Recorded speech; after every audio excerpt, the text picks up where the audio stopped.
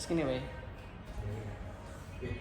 Halo semuanya, assalamualaikum warahmatullahi wabarakatuh. Perkenalkan nama saya Muhammad Hamid Sulkin, NPM 2323 dari UJKM Ugris. Nah, di sini saya akan memeses Bapak dosen Pak Isna memiliki keluhan pada bagian kaki. Oke, kita langsung saja ke videonya. Ini ya Pak. Nomor saja pokoknya itu. Ya, buat tonton di YouTube. Formalitas dong. Dan itu harus aturannya gitu. Ada apa? Enggak sih, Pak. Enggak. Kan beberapa ada yang pakai itu aja enggak.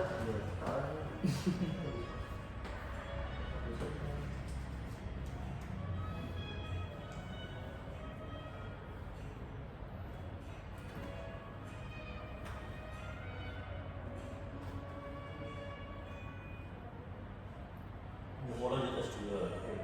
Insya Allah Pak. Merasa mampu yang sudah aja. Tapi menurut Bapak PPG juga atau S2? Tergantung aturannya. Kita nggak tahu tahun depan masih sama dengan hari ini. Nggak tahu. Kalau tahun ini gimana? Hari ini kan PPG yang pelajar sementara stop. Tinggal yang guru tertentu yang derajat dari. Soalnya yang derajat itu pasti. Iya. Karena derajat itu masih banyak yang honorer itu. Iya, nggak cepat gampang Iya, sudah bilang gitu. Itu kan pakainya undangan. Dan itu kan jadi apa ya? Jadi iri yang pelajarnya itu. Dia baru lulus 1 tahun udah untuk sertif, kemudian ada P3 apa? Dia yang diprioritaskan. Sementara yang honorer dia harus sesuai dengan home base-nya. Dia makanya mesti diambil yang belum tertentu. Makanya kita nggak bisa prediksi hari ini ada pemilih pajak, besok saya mau pemilih pajak, begitu juga. Berarti ini nggak ada Pak pendaftarannya Pak? Oh, tahun ini stop, masih stop. Jalurnya karena mandiri semuanya belajar. Mandiri berarti bayar. Mahal. Berapa itu Pak? Belum tahu aja yang jelas mahal. Uang sakunya yang pajak aja kan per semester 12 juta ya. Banyak semua loh. Berarti sama itu Pak kayak S2. Iya. Ini juga ya S2 pun tergantung orang juga. Ada yang segitu. Katanya Ugris mau ada S2 Pak. S2 semua. Kapan itu Pak kira-kira? Ini kan diajuin kemungkinan 2 atau 3 ya, 1 atau 2 tahun ke depan. Pas lulus. Iya, mungkin lah. Masih bisa itu kan.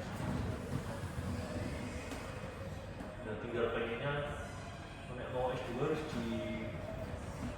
direncanain setelah S2 mau ngapain gitu. Mau jadi guru S2 belum apa ya, S1 sudah cukup sebenarnya. Tujuannya guru Pak. Iya, S1 sebenarnya sudah cukup. Cuma kalau memang saya ngejar, misalkan saya nyambi ada P3K atau CPNS, nanti kalau di S2 saya S2, tapi targetnya guru dulu itu bisa. Ini kan gelar S2 nya bisa diajuin untuk namanya itu kenaikan jabatan. Itu bisa. Makanya mau ngapain? S2 itu mau ngapain? Ini cuma upgrade doang, tapi nggak ada fokusnya nanti mau kerja jadi apa. Nah itu nanti yang repot. Habis S2 nggak tahu mau kemana, nggak tahu mau ngapain. Kalau di sekolah tahun depan itu kalau jangkauan dari S2 program mengajar ini apa Pak jangkauannya? Kalau menurut Bapak sendiri? Dosen kan bisa. Bisa. Praktisi juga bisa. Praktisi dan gimana? Sih misalkan jadi instruktur, kayak misalkan ada kurikulum baru nih. Iya. Nah, itu kan berarti syaratnya biasanya S2, itu kan bisa dapat. Sebenarnya kali ini sekarang ada di Brunei loh. Iya.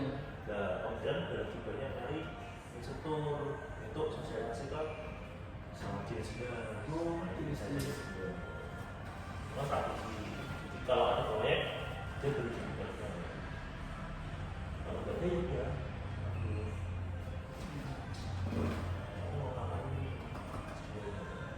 Jadi misalnya ada nih mahasiswa yang udah lulus S1 setelah S2 mau ngajukan diri jadi dosen, Bisa kali. Bisa. Nah, kalau kamu dosen kan S2 gitu.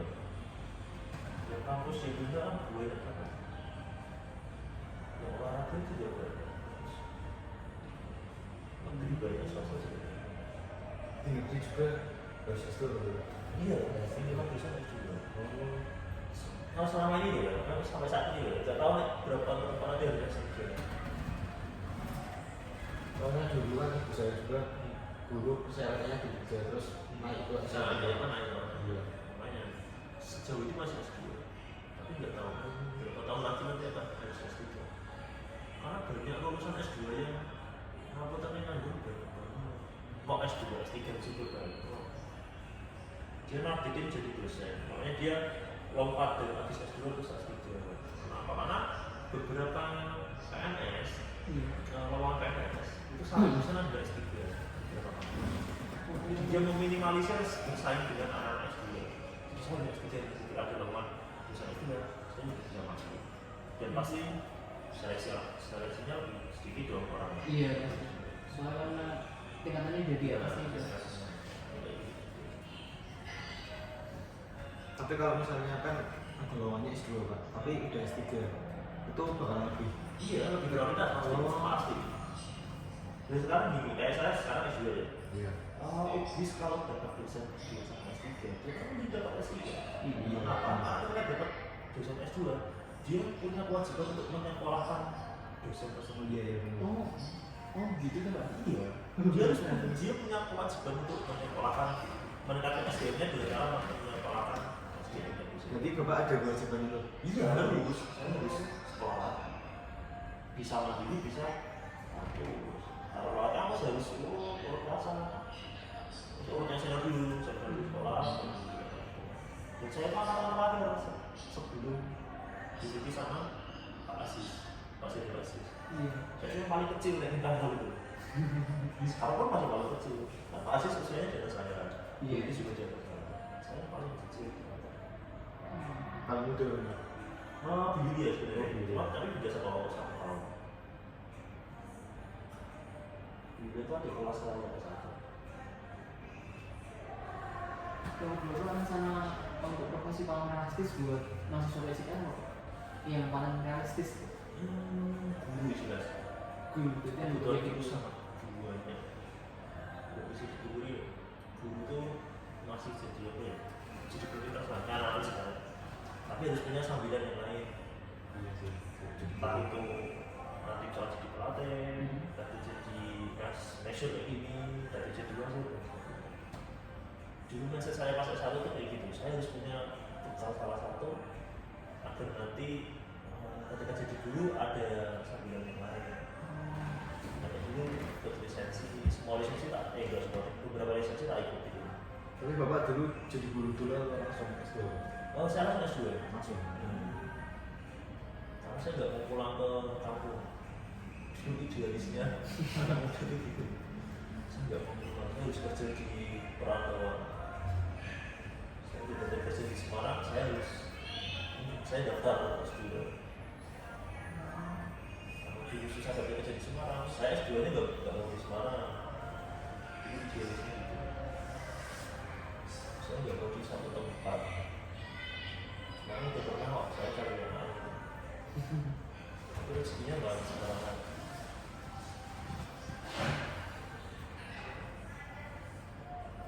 Nggak tahu ya dulu. Besok nanti kalian, saya harus balik kampung kan ada ya, maksudnya. Iya. Saya harus balik kampung, saya harus dekat sama orang tua. Iya betul. Ada ya. Jadi besok saya langsung. Tapi ada juga yang saya nggak mau pulang ke kampung. Di sana kayaknya nggak apa ya, nggak menjanjikan kok. Tapi katanya nggak menjanjikan. Kayaknya apa sih pasti kenapa ada pengen pulang sebenarnya? Sekarang mau pulang. Masa? Pengennya pulang terus Pak. Iya. Tiap minggu kayak ada berdua terus yang. Oh iya, nek masa kuliah iya. Ketika liburan pulang iya. Enggak, cuma kerjanya gitu loh, Oh, iya. Realisnya gitu loh. Saya setelah lulus, saya nggak mau pulang lah. Saya nggak mau kerja di daerah saya. Maksudnya melihat kondisi daerah yang ada loh. Iya. Iya. Soalnya susah membangun Pak daripada apa? Yang udah ada kan dengan yang udah ada. Ya dulu idealis saya kan begitu. Saya kan orang desa, kalau saya pulang ke desa, ya udah saya jadi anak sana desa dan saya akan tertutup ruang-ruang untuk nyari yang lebih di Iya Pak. idealisnya gitu. Saya sejak S1 kan nggak pulang. Lanjut S2 pun di sela-sela lanjut S2 saya kerja di Semarang. Terus lanjut S2. Nggak pernah aja saya gitu. Jadi Pak lulus S1 langsung apply S2. Iya, dari kerja di Semarang dan dapat tahu sambil nunggu panggilan saya apply S2 nya. Terus dia berapa tahun tuh, Pak? S2 2 tahun, 2 tahun 4 semester.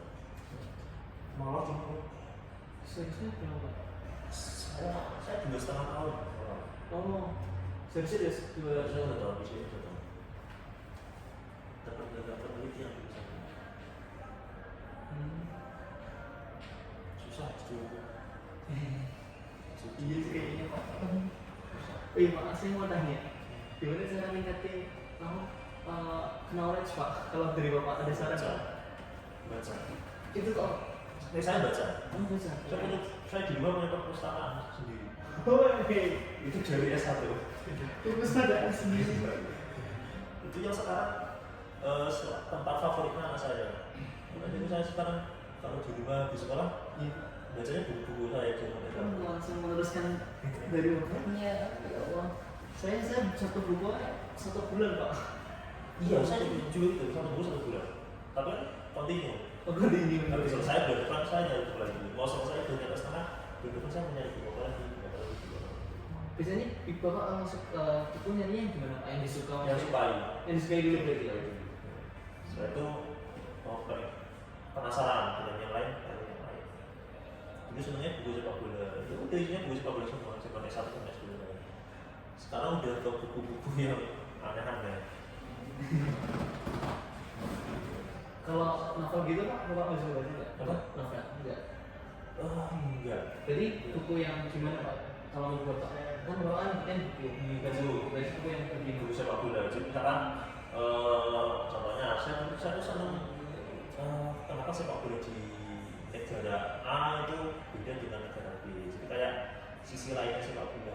Kayak kenapa misalnya di Yugoslavia itu sepak bola jadi alat perangnya di sana. Terus di Inggris itu kulturnya itu beda dengan sepak bola di negara mana itu. Jadi sebenarnya sisi yang lainnya. Jadi itu awalnya figurnya karena suka itu. Karena suka. Karena dari kecil sukanya baca koran. Dari kecil dia suka baca. Saya itu kalau pulang SD, pulang ke rumah, Iya. saya nggak pernah ke rumah, nggak langsung pulang ke rumah. Ke rumahnya enggak. Dan itu adalah satu-satunya tempat kumpul orang sedesa, sekecamatan. Karena di situ ada bengkelnya, sama satu-satunya surat kabar yang mampu beli. Dan saya itu salah satunya orang yang mampu beli surat kabar. Wah. Jadi antri kalau mau baca itu. Itu suara beda. Iya sih, betul. Saya kan kecil sendiri ya kalau datang ke situ, masih pakai es gitu. Itu habis saya pengennya baca yang olahraga tuh. Jadi itu saya harus nunggu orang tua itu selesai baca baru saya kebagian baca. Dan saya kalau datang ke situ orang jadi hafal. Kan panggil saya bukan di sana ya, cuma si A. Datang dilepasin yang bagian olahraga dikasihkan saya. Langsung mati. Iya. Butuhnya minta tahu nggak sih baca. Selamat tuh. Prioritaskan. Iya, selamat. Kasihan ya, anak kecil nunggu di pojokan mainan air, mainan sungai. Saya kalau datang udah hafal. Teman-teman diambilin yang di olahraga, saya suka baca. Dia mau dari dulu emang suka baca banget ya. Baca. Karena gunanya itu kok. Iya. Terus buat meningkatin minat bacanya itu gimana Pak menurut Bapak? Kebiasaan, penasaran. Kalau kayak saya itu kurang minat baca. Iya, karena sekarang eranya digital, jadi kan menarik, lebih menarik ke visual. Iya, benar. Tapi saya itu Sensasinya juga suatu. praktek Pak daripada baca. Oh. Praktek contohnya ini Iya kayak praktek apa gitu. dilakuin. Nah itu lebih apa ya, lebih long memory lah Pak. Iya. Oh, kalau misal itu diterapinya, tadi membaca diterapinya di era digital sekarang ini, Bapak ada saran nggak? Saya masih baca sampai sekarang. Saya punya playbook apa ya, playbook gitu kan. Itu isinya buku-buku yang sudah dijadiin apa ya, jadi digital. Saya masih kayak gitu. Kalau semua saya kayak gitu, masih baca. Itu tadi gimana Pak? Iya banyak kalau itu enggak. Sumbernya Pak, kalau misalnya Kalau misalkan pengen buku apa, ya itu bisa aja. Langsung Iya. Jadi penasaran buku apa gitu. Saya misalkan dengerin podcastnya siapa gitu. Iya Pak. Terus di sana bahas ini gitu. Terus setiap kan aku nyebutin menurut bukunya ini itu, nah itu saya pasti akan saya catat bukunya namanya si ini penulisnya, judulnya tentang ini, wis nanti tak cari. Terus samping sains effortnya ya Pak? Iya. Penasaran. Pantes. Masuk toh kata orang itu, masuk toh bilangnya kata bukunya itu, saya cari bukunya di background segala kalimat itu tak cari. Dan karena nyari akhirnya mau gak mau harus baca semua. Oh, Pak, berarti Bapak nyari itu baca semua, bukan nyari poin-poinnya doang Pak? Enggak. Jadi kan karena ada gitu. podcastnya. Saya kan lagi seneng belajar bahasa itu kan Siri bahasa, dokter bahasa itu dia selalu bilang menurut Daniel Goleman itu dia bilang kalau orang itu lebih begini. Oke, kalimat itu tak rekam, kau tak catat Pak. Iya Pak. Menurut Daniel Goleman, tak cari bukunya Daniel Goleman itu yang mana bukunya, ketemu mana sih kalimat tentang itu tak cari. Kalau saya nyari satu-satu, kelamaan ya udah saya baca aja. Sekalian ya Pak? Sekalian akhirnya dapat semua. Oh iya, orang bilang. Menurut aku berarti utamanya lebih mudah zaman sekarang berarti ya? Iya lah, sangat mudah sekali. Saya kan baca dari kecil ya, dari Iya. SD itu kan senangnya baca koran.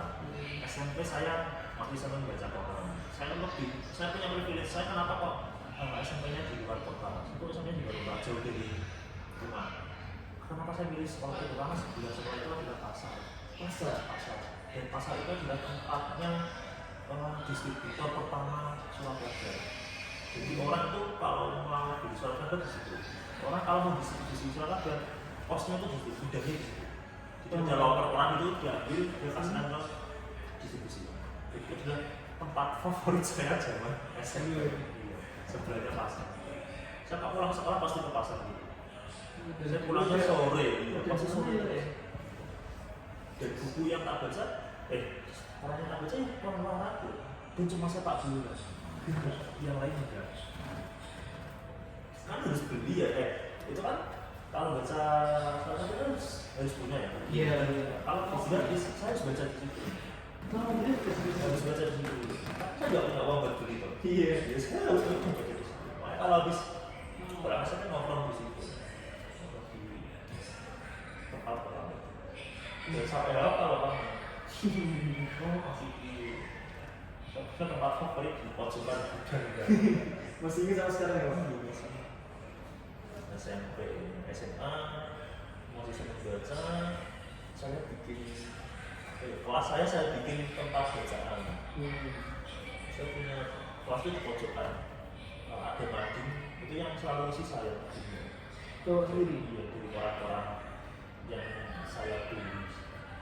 Udah mampu beli kalau itu SMA. Karena isi ulang satu.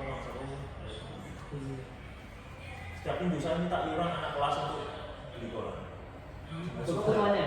Ya saya muter sendiri. Sendiri. Beli koran. Berapa pun kalian ngasih 500, 100 tak terima, nanti tak beli koran. Nanti itu baca di tempat di pojokan belakang. Jadi cuma protes karena yang saya beli selalu masih lama. Iya, semuanya sekolah. Pas protes, sejauh-jauh protes. Beli novel, beli apa gitu.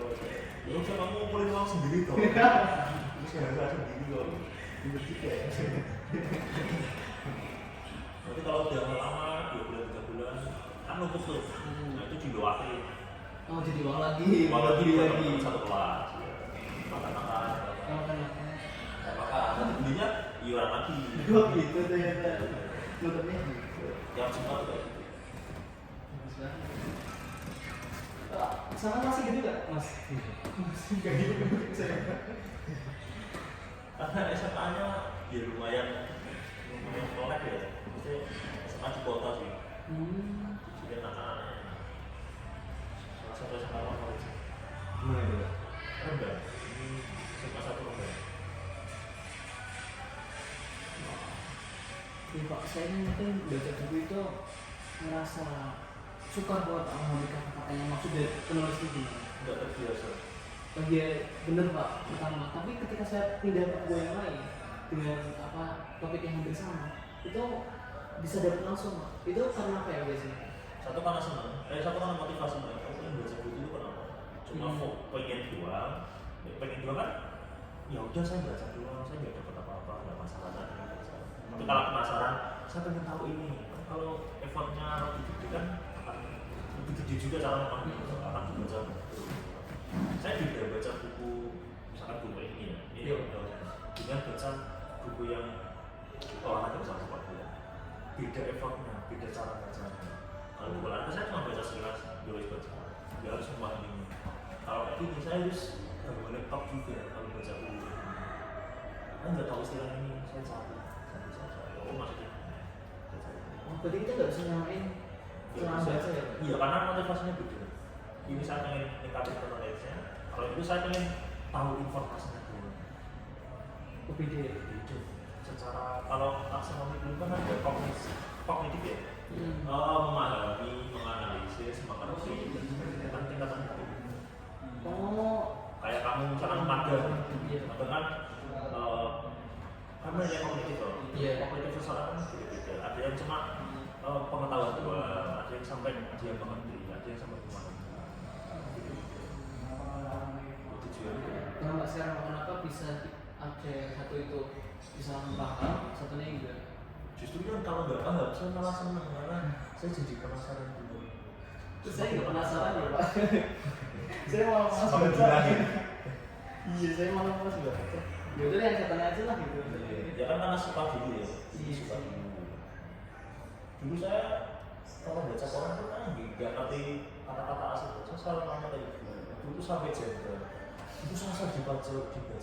Kamu pengennya informasi yang ada. Kamu pengennya cuma lihat jadwal sepak bola doang. Tapi ya wes gitu aja. Yang lain ya udah dibaca. Nggak ngerti rasa dibaca. Terus Pak Esi gimana Pak responnya? Kan udah dibantu gitu. Responnya gimana? Ya udah deh. Ya udah.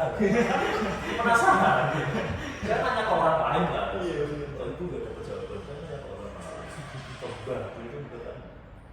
Ya nilainya kan berarti. Karena di depan mbah tadi. Iya. Saya tuh kalau ke mbah itu saya punya satu buku khusus untuk isinya kayak gini. Orang yang tak baca. Saya menyisakan satu buku. Saya beli buku sekolah kan. Nah kalau pulang sekolah kan sudah tas. Iya.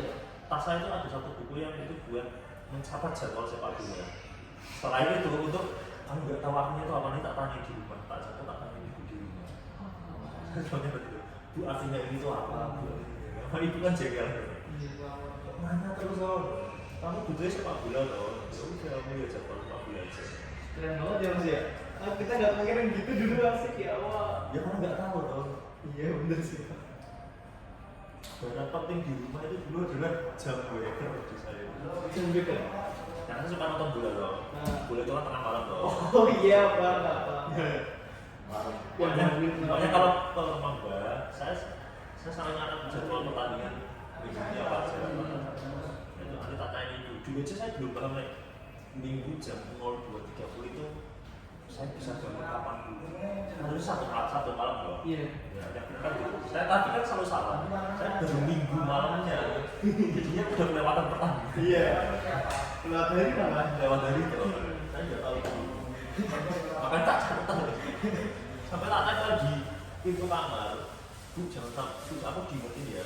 Pertandingan itu nanti malam jangan sampai nggak jadi. Salah satu membangunkannya itu dengan jam breaker. Jam breaker saya rusak, saya nangis dulu. Karena itu sebuah benda yang penting ya Pak. Iya, saya nggak boleh melewati pertandingan sepak bola. Ini nggak bisa. Saya nangis kalau jam breaker saya rusak itu nangis. Harus cepat ganti ya Pak. Harus beli. Karena itu harus beli. Kita mungkin yang kita suka mungkin gadget ya. Iya, lain. Banyak kan beda. Iya, bener banget ya Allah. Jadi sekarang harus pintar gadget. Kita kasih IT harus bisa. Iya. itu keuntungan generasi sekarang. Kalian akan mengalahkan generasi saya kalau kalian pintar IT. Pasti generasi saya akan kalah dengan generasi saya. Kalau kalian pintar IT, tapi kalau nggak pintar IT, itu sama aja bersaing. Oh begitu. Makanya kalau ada cara-cara apa, ujian kan pasti melibatkan mahasiswa. Iya. Jadi kalian pintar IT, pasti akan dilibatkan dulu. Karena itu kelemahan generasinya misalnya ya itu. Mungkin bisa belajar tapi paling dong ada mahasiswa kok kan Iya. jadi kita jadi malas belajar. Hmm. Buat yang lain aja lah. Iya, ini beda yang lain ya. Nah itu nanti adil aja mas. Oh. Gitu ternyata. Kok mas kita dapat ilmu banyak mas hari ini mas. Nanti generasinya kalian kan kalau dengan generasi atasnya kalian Iya. tahu apa nanti perkembangannya. Soalnya dari kecil udah dapat. Iya. Ini juga itu dengan orang sendiri ya. Gimana manfaatnya? Lingkungan. Lingkungan bang. Lingkungan sangat mempengaruhi. Oke. Saya punya privilege lingkungan itu di kecil saya. Saya punya tempat kebenyakan di sini daripada di rumah. Karena rumah itu nggak ada orang. Saya tuh orang penakut. Itu orang SD itu saja Nunggu ada orang yang di rumah iya, karena waktu orang tua saya kerja semua. Kakak saya juga sekolah, adik saya juga sekolah. Dan adik saya dititipin ke orang. Ada yang Di langsung Pak. itu privilege saya. Saya nggak betah di rumah dulu. Jadi rumah anak kedua berarti. Karena itu dari tanya saja. Dari rumah bersaudara. Nah, kenapa kalau bilang karena adik saya paling kecil sekarang semester 6. Jauh banget Susah. Iya. dari Bangka. Terus sekarang gimana Pak? Kuliah di Jogja. Kakak saya, adik saya yang cewek, terus adik saya yang laki. Dan sekarang kalau saya pensiunan semua, di rumah sendirian, dua orang, anaknya merokok semua, dan udah pulang semua. Tapi sering pulang nggak Pak? Saya paling dekat dan saya harus sering pulang. Iya sih. Saya merasa paling dekat, jadi saya harus pulang. Itu seminggu sekali ya pak biasanya. Enggak, sebulan. Sebulan. Sama bawa anak sana aja. Iya lah, keluarga. Kakak saya di Malang. Mau Adik saya yang cewek di Jakarta. Adik yang laki di Jogja. Nah, saya paling dekat. Iya. Jadi tanggung jawabnya saya lebih besar. Di saya juga pensiunan. Jadi di rumah itu kan rumah sebelah ya, Budi sama orang tua saya. Jadi 4 orang pensiunan semua dan semua. Jadi anaknya merantau semua. Siangnya atau malam masih. Mereka itu kalau masak ya buat 4 orang. Ganti ya, ibu saya masak, ibu saya enggak, ibu saya masak, buat Budi saya. Tapi bagus sih pak kalau wilayah kayak gitu. Jadi kayak masa tuanya juga menurut saya nggak buruk kok. Walaupun dia angkanya nggak aja ya Iya. jauh, tapi kan tetap aja nanti kan ada lingkup yang sama-sama masih tetap satu keluarga berarti. Iya, satu orang Budi ya. Iya. Maksudnya itu. Satu orang ini bagus banget ya. Yang menyesalkan itu kalau habis lebaran. Iya sih. Habis lebaran, pada pulang semua, cabut semua, lah bisa. Oh iya. Habis, keluarga. Bukan lebaran lagi namanya. Karena itu, ya itu selalu foto kalau habis pulang itu setiap ruangan di video. Ya kayak kemarin. Langsung Iya. Anak-anak gitu sih. iya pasti sih pak. Fotonya 4 atau jadi semua. Anak saya 2, anaknya kakak. Bikin rame di rumah gitu. Harus jam lama barang itu di video pertamanya. Udah gak tahan kemarin. Kalau gitu nggak tahu mau bilang apa ya pak. Enggak, harus mantap. Video call bareng-bareng tuh sama cucu-cucu nih. Ada yang ketinggalan ya,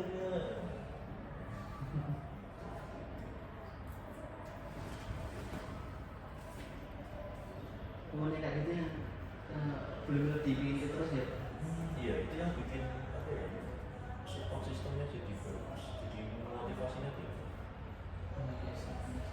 Saya besok harus kayak orang tua saya, anak saya harus bisa kayak saya.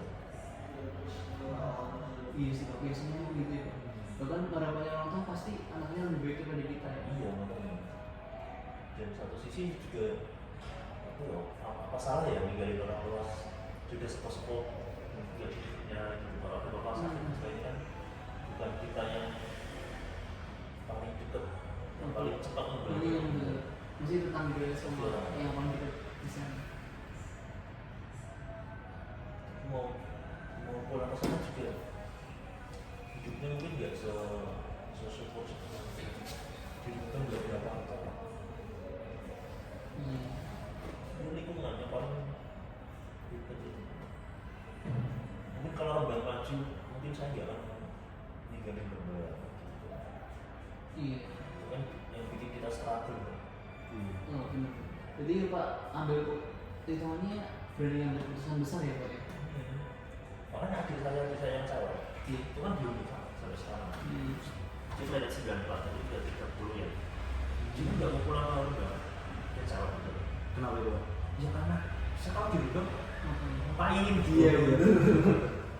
Dia di Jakarta, mindsetnya sudah Beda. beda. Bapaknya udah nawarin nanti apa tak bikin di sini. Enggak. Ngapain gitu? Ya main nggak mau pulang, aku nggak mau pulang.